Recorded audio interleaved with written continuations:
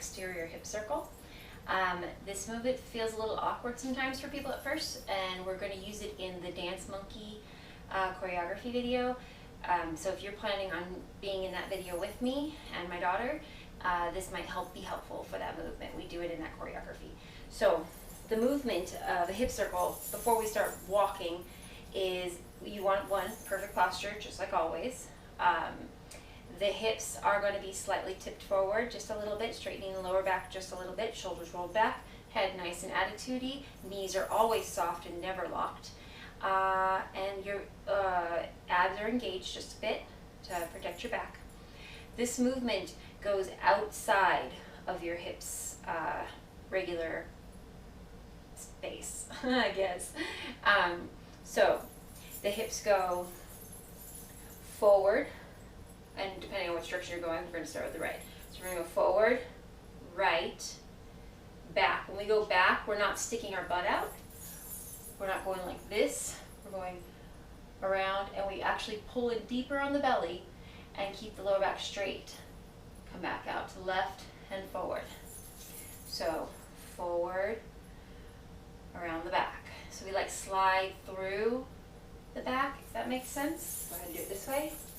So forward, right, through the back, left and around.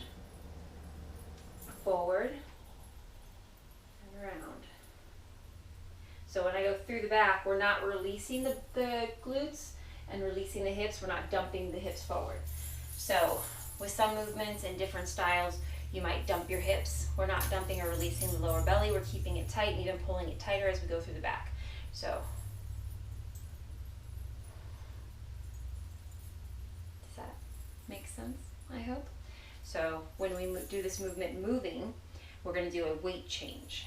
Actually, before we do our weight change, let's go ahead and go to the other side first. So we're going to go forward, left, through the back, right, forward. Make sure your knees are soft so that you're behaving with your lower back. The softer you can keep your knees, the bigger your movements can be. So, go the other way. Make sure you're warmed up before you get too crazy. I've already been dancing before this, so my joints are okay and ready to go. My muscles are ready to go. All right, that is stationary. And you can do that stationary and use it however you want, or you can do it walking from side to side. So if we're gonna walk, we're gonna start with the right, just because why not? So when you're walking, your weight's gonna shift. You're gonna step out with the right foot as your weight goes to the left. So we're gonna go left. As we go forward, our weight's in both feet. As you can see, I'm now standing on both feet. As we go to the right, the weight shifts to the right foot. As we slide through the back, we step together and put the weight back into both feet. So if you step again, you're gonna do the same thing. The reason we do it this way is so we can step, so our weight's not in the wrong place when we try to walk. And it may just happen naturally for you, but for some people it doesn't, and they find it very awkward, so you have to like practice a minute to get the hang of it. It's kind of like patting your head and rubbing your belly. So you're going to step out as your hips slide to the left and your weight is in your left foot. And then as we go forward, the hips are forward, the weight's in both feet, the weight is in the right foot, and we're about to step together as we slide through the back. When we want to walk with this, we're going to have a weight shift. We're going to step out to the right as our hips are over the left foot and our weight is in the left foot. And we're going to slide the hips forward as our weight goes into both feet. You can see my weight's in both feet now. So we have our hips forward. As we slide to the right foot and put the weight in the right foot, this foot is now free to step together. So we can go for another step or go the other direction if we want to. Same thing with the other direction, stepping out with the left foot, hips go to the right, slide forward into both feet as you switch weight and your hips are forward. And then, sorry, I'm looking out the window and there's chickens. It's distracting. Where was I? So you're going to step left, forward, right. And now the weight is not in my right foot anymore, so I can pull that foot in to go again. That should be good. I think that covers it. Now, if you go faster, it's a lot easier. Going slow is always harder. So we're going to step right as the hips go to the left. So left, weights over here, forward, weights in the right foot, together.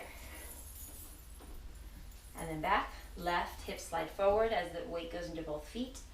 And then we slide our hips to the left foot as the right foot is, now the right foot is free to come together. So step, together. So step, together, step, together, step, together, step, together. Usually when you end, so say you're only doing 2 steps to one side and 2 steps to the other, I usually pull in that hip to prepare for the next movement, whatever it may be. So but that's stylized to however you want it to be. So if I'm stepping to the right 2 steps, I'm gonna go 1, 2, 3, pull. So I pulled in that hip, kind of squeezed the oblique, and then I can switch to something else. This foot's free to step wherever it needs to, or I could just come down. But it gives it kind of like a nice little bow on the package to finish off the movement. So left, together, left, together, pulling up, right, together, right, together, left, together, left, together. So if you're having any trouble understanding the movement of the hips, I always explain it in class as, imagine that your tailbone has a pencil extended from it straight down to the ground. Sorry, I had something tickling my shoulder. Straight down to the ground, and you're going to draw a circle around your feet with that pencil. So when you're in neutral, the pencil's down behind your feet. And as you make the circle, your hips are tipping a little too.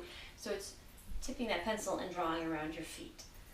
I don't know if that makes sense to anybody else, but for me that was like the best way I could think to explain it. And the same as when you step, even though you're stepping obviously out of that circle, your hips are still doing the same thing. You're drawing a big circle with your tailbone pencil. Hashtag tailbone pencil. So, for the choreography that we do, that's exactly what we do actually. We go, for the Dance Monkey choreography, we go 1, 2, 3, 4, back, 2, 3, 4. Is that all we do? Oh, we do a basic Egyptian in between, but that's another tutorial, which I will probably make and post same time as this one, so that you have them both, so you can break it down and practice those movements if you want to get to know them better. So that is the hip circle. If you have any questions, go ahead and drop them in the comments. Come find me on all the social medias. My Instagram will be below. It's just Atan, ATAN _unlimited, and I'm on Facebook and Twitter and everything under that name. So you'll usually see a picture of me painted up like something, doing a body paint. So I think right now on Instagram I'm a clown.